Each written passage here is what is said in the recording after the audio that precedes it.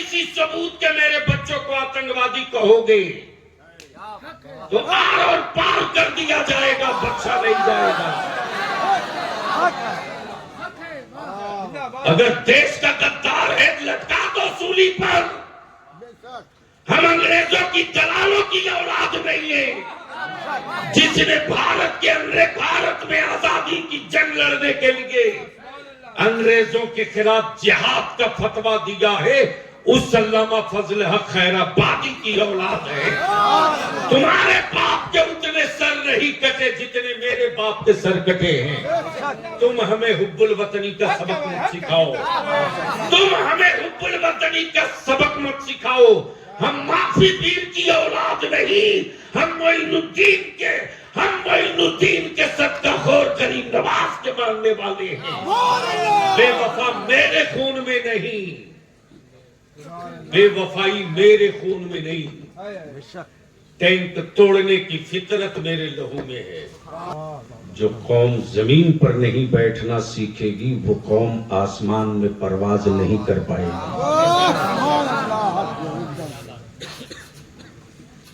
और एक डिजाइन बनाओ कि मेरे मोहल्ले में बारात आएगी तो बारातियों की शक्ल कैसी होगी।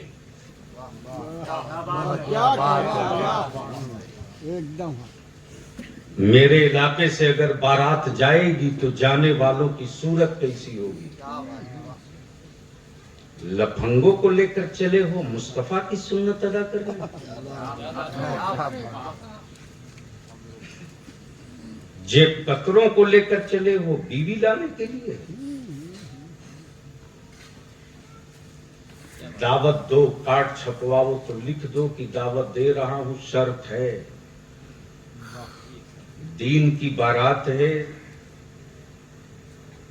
बारात में वही चले जो जोहर के वक्त वहां पहुंचकर मस्जिद में जमात के साथ नमाज पढ़ने की हिम्मत रखते हो।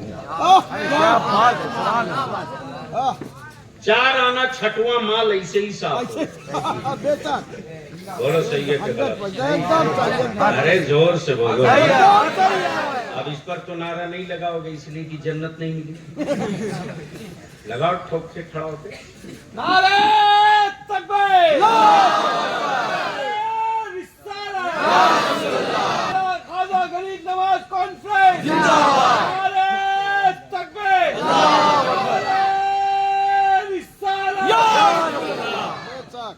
बरसों से सिर्फ जलसा करते आए हो, काम कब शुरू करोगे?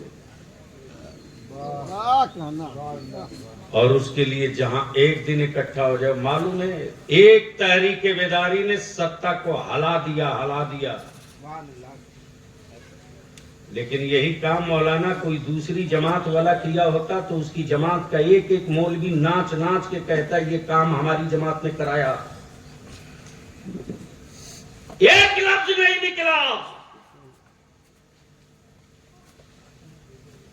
13 दिसंबर 2022 से बुनियादी तहरीक बेदारी जिला जिला, गांव गांव, इलाका इलाका लेकर दौड़ते रहा।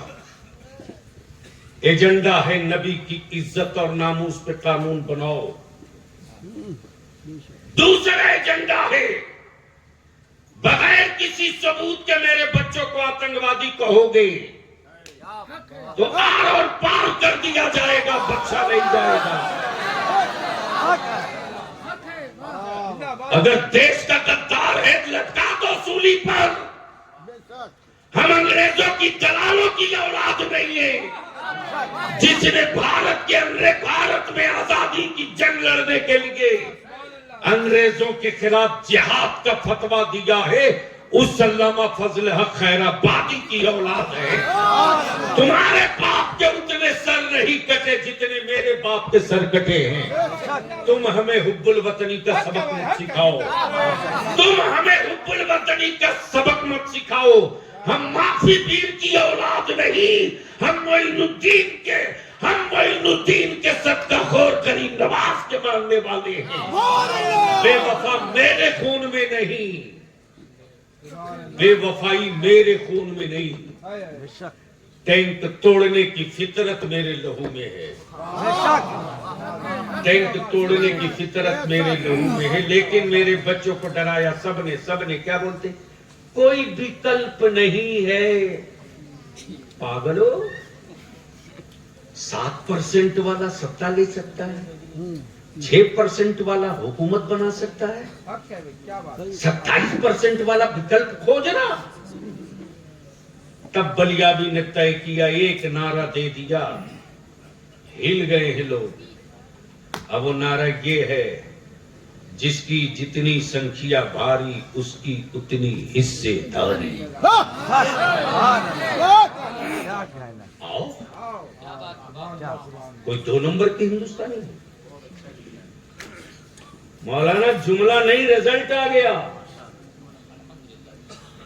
घास के रिजल्ट आया है। मेरे बच्चों को लवारिस घास समझकर जो चाहता था चर लेता था। हलाया जबेदार शरिया ने, मेरे आलिमों ने, और जब हला करके डंगा दिया, मैंने कहा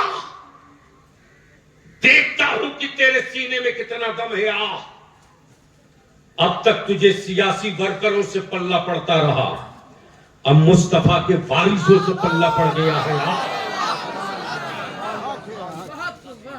तो इसी 20 दिसंबर को एक कानून लाना पड़ा है, इसी 20 दिसंबर को, जिसमें क्लियर कहना पड़ा है कि मॉब लिंचिंग करने वालों को फांसी की सजा होगी। ये किसी और की देन नहीं है। बंगाल में, उड़ीसा में, झारखंड में, हरियाणा में, पंजाब में, उत्तर प्रदेश में मेरे बच्चों की मॉब लिंचिंग होते रही। सेकुलर कराने वाले चुप,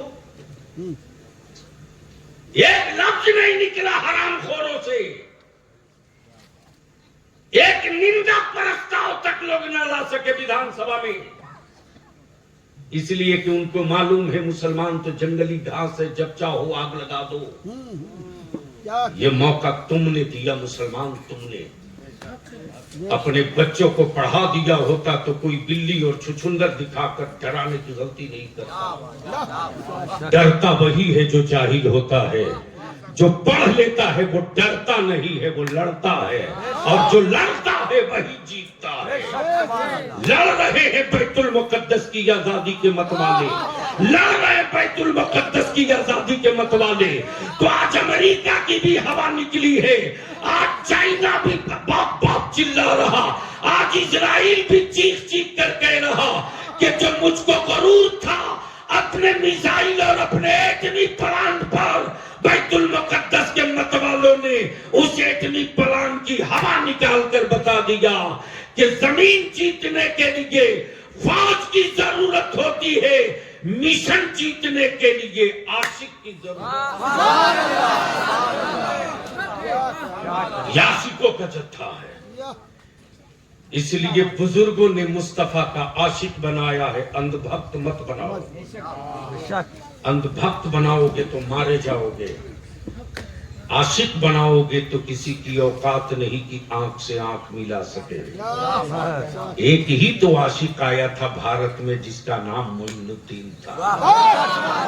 अंधभक्तों की पूरी मंडली लग गई थी, लेकिन उस आशिक मुस्तफा की आंखों की चमक जिसने देख लिया, मुनाजरा करने की हिम्मत न पड़ी, आंखों की चमक देखा, बोल पड़ा ला इलाहा इल्लल्लाह, जोर से ला इलाहा इल्लल्लाह, ला इलाहा इल्लल्लाह, जोर से ला इलाहा इल्लल्लाह, मुहम्मदुर रसूलुल्लाह। ये मेरी माँ बहनें आई हैं, क्या हजरत गजब है। बचपने में हम लोग जब किसी का इंतकाल होता था तो तीजा में, 40वां में, 20वां में, 10वां में बड़े बुजुर्ग लोग बच्चों के जिम्मे काम दे देते थे कि कागज कलम ले लो, जाओ पारा तहसील के ले आओ। क्या बात, होता था कि नहीं? अब होता है? जहाँ पुराने लोग बचे हैं वही हम लोग जाते थे, कुंडी खटखटाते थे, खाला फलाने साहब का, फलानी चच्ची का आज 40वां है, कुछ पारा पड़ी हो? तो बड़ी भी बोलती थी, हाँ बेटा 500 कलमा लिख लो। हाय हाय हाय, क्या बोलती थी? 500 कलमा लिख लो, सूर्य यासीन 10 खत्म लिख लो, सूर्य रहमान 5 खत्म लिख लो, 5 पारा लिख ले बेटा, अल्लाह अकबर पढ़ के रखे रहती थी। लाओ मॉडर्न बीवी लाओ, क्या कहना है?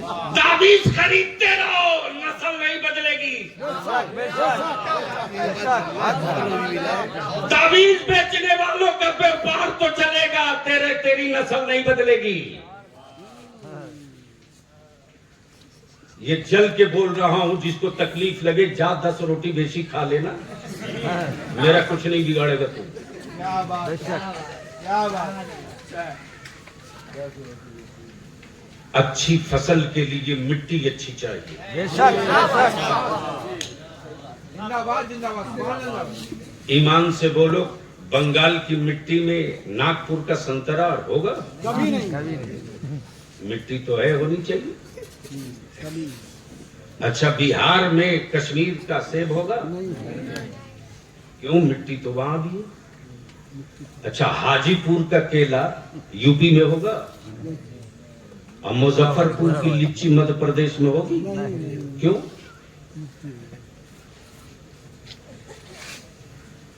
पेड़ नहीं, मिट्टी चाहिए।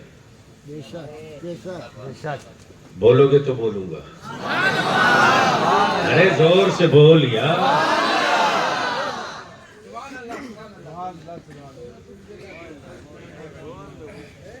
सेब के लिए कश्मीर की मिट्टी लाजमी, संतरा के लिए नागपुर की मिट्टी जरूरी, लीची के लिए मुजफ्फरपुर की मिट्टी जरूरी,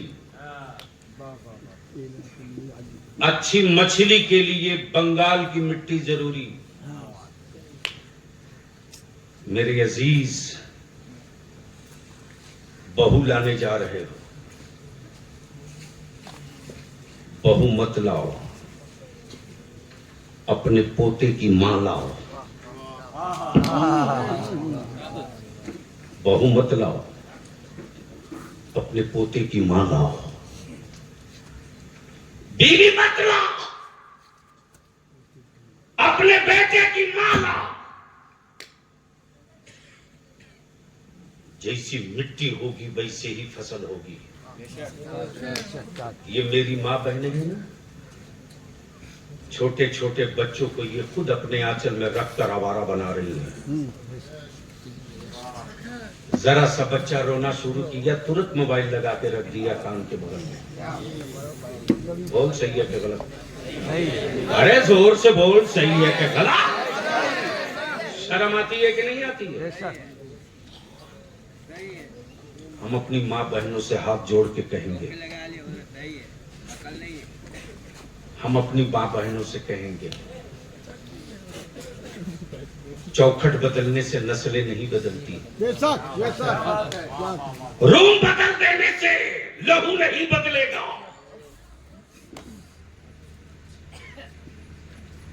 चारपाई बदल देने से सोच नहीं बदलेगी। हम अपनी माँ बहनों से इल्तिजा करेंगे, अगर तेरा बेटा रोगे तो रोने दे, मोबाइल मत रख, गाना मत लगा, पहले जाके वजू कर, वजू करके हया के आंचल में छुपा कर तू दुरूद पढ़ते रह, तेरा बेटा दूध पीते रहे।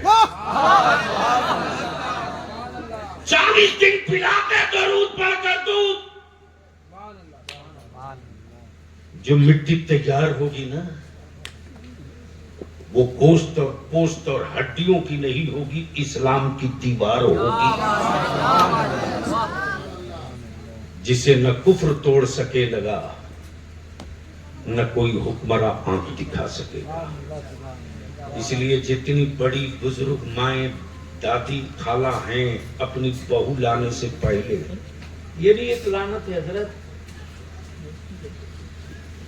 बच्ची देखने वो जाता जो एक लफ्ज नहीं पढ़ा है और अंग्रेजी में क्वेश्चन करता हराम पुरुष। बोलो सही है कि गलत? और ये बुढ़िया सब जितनी जाती है बहू देखने, एक बुढ़ी ने नहीं पूछा कि बेटा तुझको कुरान पढ़ने आता कि नहीं, क्या बात है। बेटा तुझको वजू करने आता कि नहीं, बेटा तुझे गुस्ल करने आता कि नहीं, बेटा तुझको कलमा दुरूद तैयात आयतुल कुर्सी याद है कि नहीं? वो जाती ही पूछती है तुझको बिरयानी बनाने आती है? मरोगी पतीली में। शर्म करो। इसलिए अगर बहू लाने जाओ तो माँ बहनों तुझसे विनती करके मैं अर्ज कर रहा हूं कि जब बहू लाने जाओ तो पहले ये देखो कि वो तेरे रसूल करीम की बेटी सैयदा फातिमा की कनीज है कि नहीं है, उसके सर पर हया की चादर है कि नहीं। अगर ये देखकर बहू लाओगी ना तो याद रखना बेटी भेजने के बाद बहू का लुत्फ नहीं बेटी का मजा मिलेगा। अल्लाह तबारक व तआला अमल खैर की तौफीक रफीक अता फरमाए। यार जिंदा सोहबत बाकी सलाम।